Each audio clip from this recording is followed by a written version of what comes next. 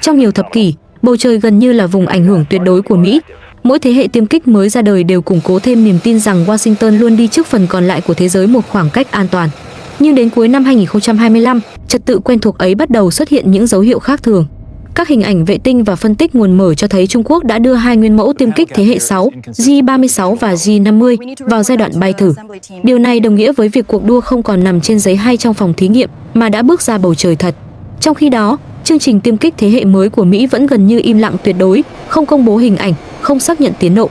Sự đối lập này khiến nhiều người đặt câu hỏi, Trung Quốc đang thực sự đi trước hay Mỹ vẫn âm thầm giữ vị thế dẫn đầu trong cuộc chơi lớn hơn nhiều so với một chiếc máy bay?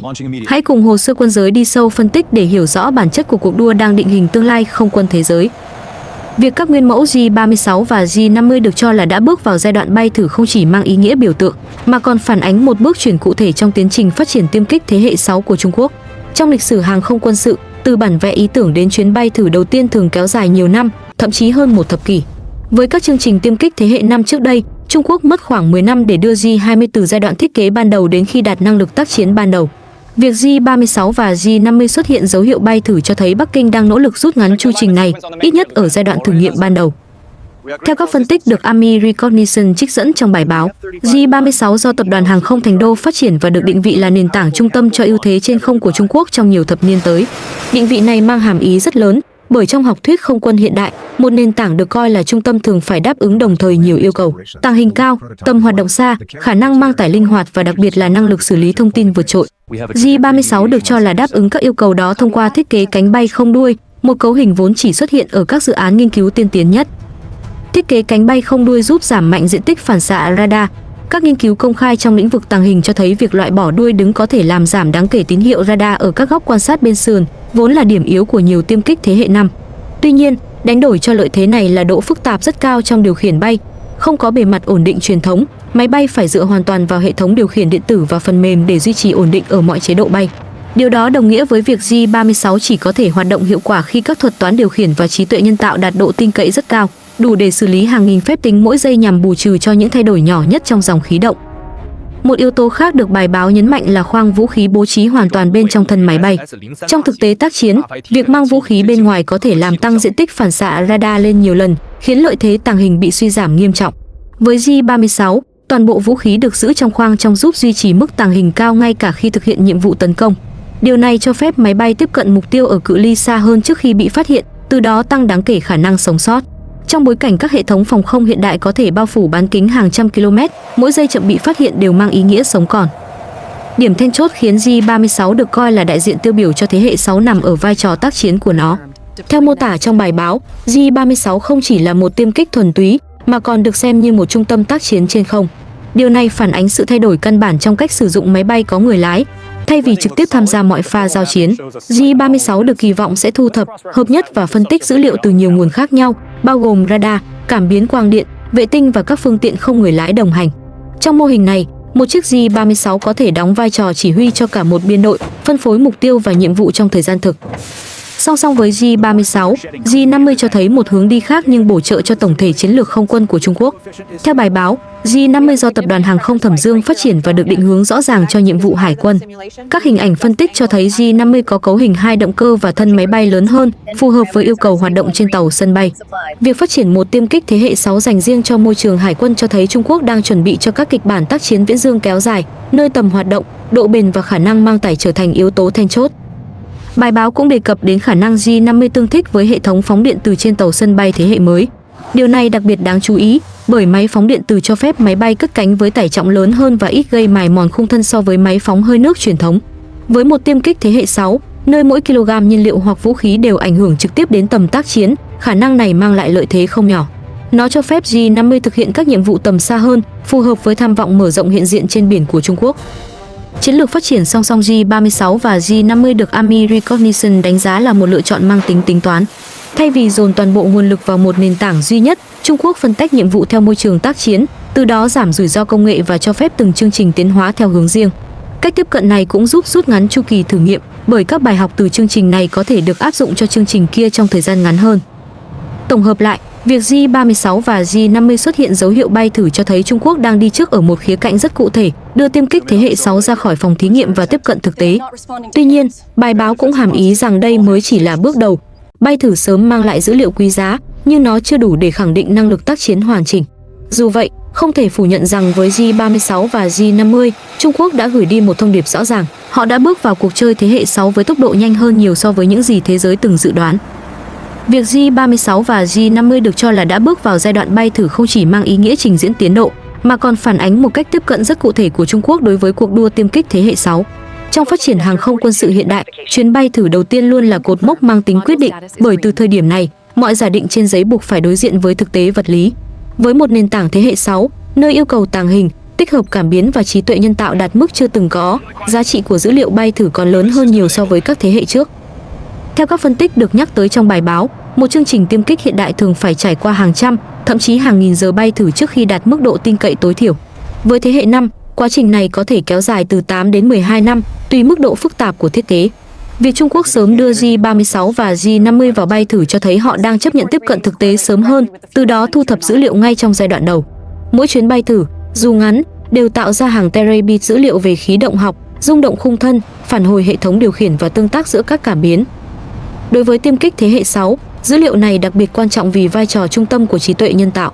Không giống các thế hệ trước, nơi phi công vẫn là người ra quyết định chính trong phần lớn tình huống, thế hệ 6 được kỳ vọng dựa nhiều hơn vào các thuật toán hỗ trợ, thậm chí tự động hóa một phần quá trình tác chiến. Điều này có nghĩa là các hệ thống điều khiển, quản lý cảm biến và hỗ trợ quyết định phải được huấn luyện bằng dữ liệu thực tế, chứ không chỉ bằng mô phỏng. Bay thử sớm cho phép Trung Quốc bắt đầu quá trình dạy AI cách phản ứng trước những biến số khó lường của môi trường bay thật, từ nhiễu khí động cho đến sai lệch cảm biến. Bài báo cũng nhấn mạnh rằng tiêm kích thế hệ 6 được thiết kế để hoạt động trong môi trường bị gây nhiễu mạnh, nơi các hệ thống định vị và liên kết dữ liệu truyền thống có thể bị vô hiệu hóa.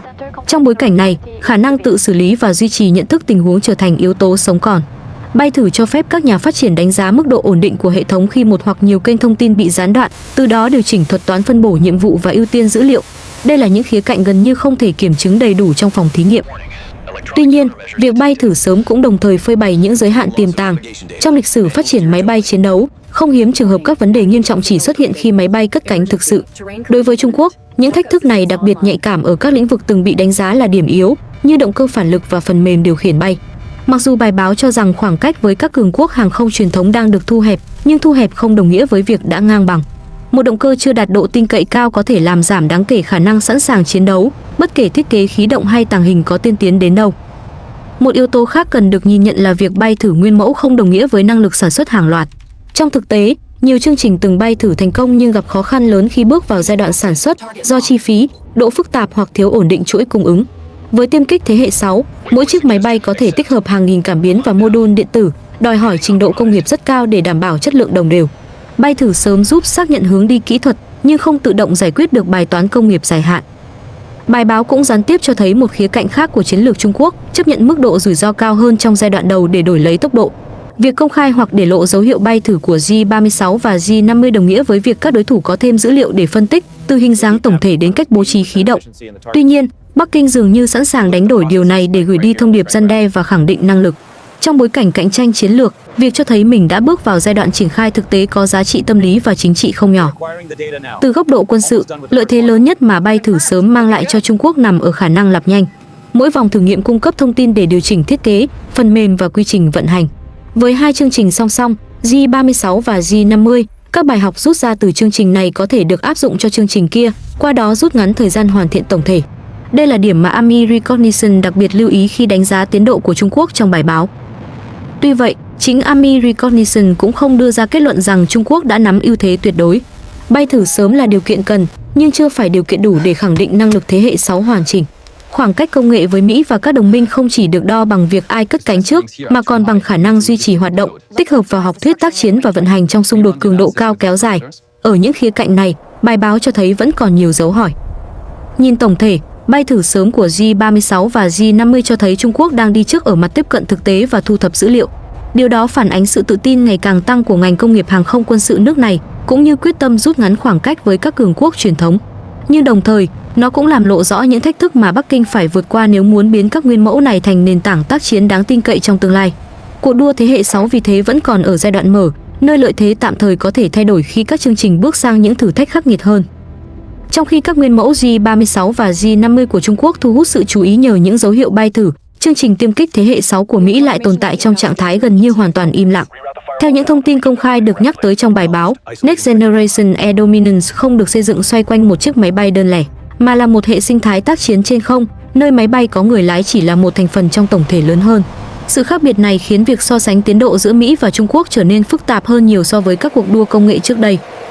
Khái niệm NGAD được không quân Mỹ định hình như một tổ hợp bao gồm máy bay có người lái, các phương tiện không người lái hỗ trợ, mạng lưới cảm biến đa tầng và hệ thống chỉ huy, kiểm soát tích hợp sâu. Trong mô hình này, sức mạnh không còn nằm ở bản thân chiếc tiêm kích mà ở khả năng kết nối, chia sẻ dữ liệu và phối hợp tác chiến theo thời gian thực. Điều đó có nghĩa là việc đánh giá NGAD chỉ dựa trên hình ảnh hay thông tin về một nguyên mẫu bay thử là không đầy đủ, thậm chí có thể gây hiểu nhầm. Mỹ có thể đã tiến hành các thử nghiệm quan trọng ở những cấu phần khác của hệ sinh thái mà không cần công khai một chiếc máy bay hoàn chỉnh. Bài báo cũng chỉ ra rằng sự im lặng của Mỹ phản ánh một triết lý phát triển hoàn toàn khác so với Trung Quốc. Trong nhiều thập kỷ, Washington coi yếu tố bất ngờ chiến lược là lợi thế then chốt. Việc hạn chế công bố thông tin giúp Mỹ tránh để lộ sớm các lựa chọn thiết kế, năng lực thực sự cũng như hướng đi chiến thuật. Với các chương trình tối mật trước đây, không hiếm trường hợp Mỹ chỉ công bố rộng rãi khi sản phẩm đã đạt mức độ hoàn thiện rất cao. Do đó, việc không xuất hiện hình ảnh bay thử của NGAD không đồng nghĩa với việc chương trình này đang chậm lại. Một điểm đáng chú ý khác nằm ở kinh nghiệm tích lũy. Mỹ là quốc gia hiếm hoi từng phát triển và vận hành thành công nhiều thế hệ tiêm kích tiên tiến liên tiếp, từ thế hệ 4 đến thế hệ 5. Quá trình này tạo ra một nền tảng công nghiệp và học thuyết tác chiến rất sâu, cho phép các chương trình mới kế thừa và mở rộng thay vì bắt đầu từ con số 0. Trong bối cảnh tiêm kích thế hệ 6 đòi hỏi mức độ tích hợp hệ thống cực cao, kinh nghiệm này có thể mang lại lợi thế dài hạn, ngay cả khi tiến độ bề ngoài không dễ quan sát. Bài báo cũng gợi ý rằng NGAD được phát triển với mục tiêu vận hành trong các kịch bản xung đột cường độ cao, nơi ưu thế không quân không chỉ cần đạt được trong thời gian ngắn mà còn phải duy trì bền vững. Điều này đòi hỏi không chỉ một nền tảng bay tiên tiến, mà còn cả chuỗi hậu cần, bảo trì và sản xuất đủ mạnh để hỗ trợ hoạt động kéo dài. Trong lịch sử, đây là lĩnh vực mà Mỹ thường vượt trội so với các đối thủ, nhờ mạng lưới đồng minh và năng lực công nghiệp quốc phòng quy mô lớn. So sánh với Trung Quốc, có thể thấy hai cách tiếp cận đang đi theo những quỹ đạo khác nhau. Trung Quốc ưu tiên thể hiện tiến độ bằng các nguyên mẫu cụ thể, qua đó tạo áp lực tâm lý và chiến lược. Mỹ lại tập trung vào việc hoàn thiện tổng thể hệ sinh thái, chấp nhận việc bị đánh giá là chậm trong ngắn hạn để đổi lấy lợi thế lâu dài. Bài báo nhấn mạnh rằng chính sự khác biệt này khiến việc kết luận ai đang dẫn đầu trở nên rất khó khăn ở thời điểm hiện tại. Một yếu tố quan trọng khác được bài báo đề cập là vai trò của trí tuệ nhân tạo và chiến tranh điện tử trong thế hệ 6. Mỹ đã đầu tư vào các lĩnh vực này trong nhiều năm, không chỉ trong hàng không quân sự mà còn ở các hệ thống chỉ huy và tác chiến mạng. NGAD vì thế có thể được hưởng lợi từ những tiến bộ đã được kiểm chứng ở các chương trình khác. Trong khi đó, Trung Quốc đang đẩy nhanh việc tích lũy dữ liệu thông qua bay thử sớm, nhưng vẫn cần thời gian để chứng minh mức độ ổn định và tin cậy của các thuật toán trong môi trường tác chiến thực. Bài báo không đưa ra kết luận rằng Mỹ đã mất vị thế dẫn đầu, mà ngược lại, nhấn mạnh tính chất mở của cuộc đua. Việc Trung Quốc đi trước trong việc đưa nguyên mẫu thế hệ 6 vào bay thử tạo ra một áp lực chiến lược rõ rệt, buộc Washington phải tính toán kỹ lưỡng hơn trong việc duy trì ưu thế. Tuy nhiên, ưu thế đó không chỉ được đo bằng tiến độ thử nghiệm, mà còn bằng khả năng tích hợp công nghệ vào học thuyết và triển khai hiệu quả trên quy mô lớn. Nhìn từ góc độ này, NGAD đại diện cho một cách tiếp cận thận trọng nhưng có chiều sâu, trong khi J-36 và J-50 phản ánh sự bứt tốc và quyết tâm thu hẹp khoảng cách của Trung Quốc. Hai con đường khác nhau này đang song song tồn tại và chưa giao nhau ở một điểm có thể phân định thắng thua. Chính vì vậy, bài báo cho rằng cuộc đua tiêm kích thế hệ 6 mới chỉ ở giai đoạn đầu, nơi những tín hiệu bề nổi có thể gây ấn tượng mạnh, nhưng chưa đủ để khẳng định trật tự không quân tương lai đã thay đổi. Tóm lại, nếu Trung Quốc đang đi trước ở khía cạnh thử nghiệm và trình diễn tiến độ, thì Mỹ vẫn giữ lợi thế về hệ sinh thái, kinh nghiệm và chiều sâu chiến lược. Cán cân giữa hai bên vì thế vẫn đang trong trạng thái động, và kết quả cuối cùng sẽ phụ thuộc vào việc ai có thể chuyển những lợi thế ban đầu thành năng lực tác chiến bền vững trong thực tế. Nhìn lại toàn bộ những gì bài báo phản ánh, có thể thấy cuộc đua tiêm kích thế hệ 6 đã chính thức rời khỏi giai đoạn khái niệm để bước sang một chương mới mang tính thực chất hơn. Việc Trung Quốc đưa hai nguyên mẫu J-36 và J-50 vào giai đoạn bay thử là dấu hiệu rõ ràng cho thấy Bắc Kinh không còn chỉ theo đuổi tham vọng trên giấy, mà đã bắt đầu kiểm chứng năng lực của mình trong môi trường thực tế. Điều này tạo ra một cú hích tâm lý lớn trong giới quan sát quân sự, bởi lần đầu tiên Trung Quốc cho thấy họ sẵn sàng cạnh tranh trực diện ở tầng công nghệ cao nhất của không quân hiện đại. Tuy nhiên, bài báo cũng nhấn mạnh rằng việc đi trước về thử nghiệm không đồng nghĩa với việc đã dẫn đầu về năng lực tác chiến. Thế hệ 6 không phải là câu chuyện của một chiếc máy bay đẹp hơn, nhanh hơn hay tàng hình hơn, mà là cuộc chơi của trí tuệ nhân tạo, dữ liệu, chiến tranh điện tử và khả năng vận hành một mạng lưới tác chiến phức hợp trong môi trường bị gây nhiễu mạnh. Ở khía cạnh này, Bay thử sớm giúp Trung Quốc tích lũy dữ liệu quý giá và rút ngắn chu kỳ học hỏi, nhưng vẫn chưa đủ để chứng minh độ tin cậy, tính bền vững và khả năng triển khai trên quy mô lớn. Ở phía bên kia, sự im lặng của Mỹ với chương trình NGAD không phải là dấu hiệu của sự chậm trễ, mà phản ánh một triết lý phát triển khác. Washington không xem tiêm kích thế hệ 6 là một nền tảng đơn lẻ, mà là một hệ sinh thái tác chiến hoàn chỉnh. Cách tiếp cận này khiến tiến độ khó quan sát từ bên ngoài, nhưng lại mang lại lợi thế dài hạn về khả năng tích hợp, vận hành và duy trì ưu thế trong các kịch bản xung đột kéo dài. Bài báo cho thấy Mỹ vẫn sở hữu chiều sâu công nghiệp, kinh nghiệm và học thuyết tác chiến mà không quốc gia nào dễ dàng sao chép trong thời gian ngắn. Điểm quan trọng nhất mà bài báo gợi mở nằm ở chỗ cán cân sức mạnh không quân toàn cầu đang bước vào giai đoạn chuyển động. Trung Quốc đã thu hẹp khoảng cách nhanh hơn dự đoán của nhiều chuyên gia, tạo ra áp lực chiến lược rõ rệt đối với Mỹ, đặc biệt tại khu vực Ấn Độ Dương, Thái Bình Dương. Tuy vậy, cuộc đua thế hệ 6 vẫn còn dài và kết quả cuối cùng sẽ không được quyết định bởi ai cất cánh trước, mà bởi ai có thể biến công nghệ thành năng lực tác chiến ổn định, linh hoạt và bền bỉ nhất. Chính vì thế, câu hỏi Trung Quốc đi trước hay Mỹ vẫn dẫn đầu vẫn chưa có lời đáp dứt khoát. Điều chắc chắn là bầu trời tương lai sẽ không còn là sân chơi của một mình Mỹ như trước đây, và mọi diễn biến tiếp theo đều đáng để theo dõi sát sao. Nếu bạn muốn tiếp tục hiểu sâu hơn về những cuộc cạnh tranh quân sự đang âm thầm định hình trật tự thế giới, đừng quên nhấn đăng ký kênh Hồ sơ Quân giới để không bỏ lỡ những phân tích chuyên sâu tiếp theo.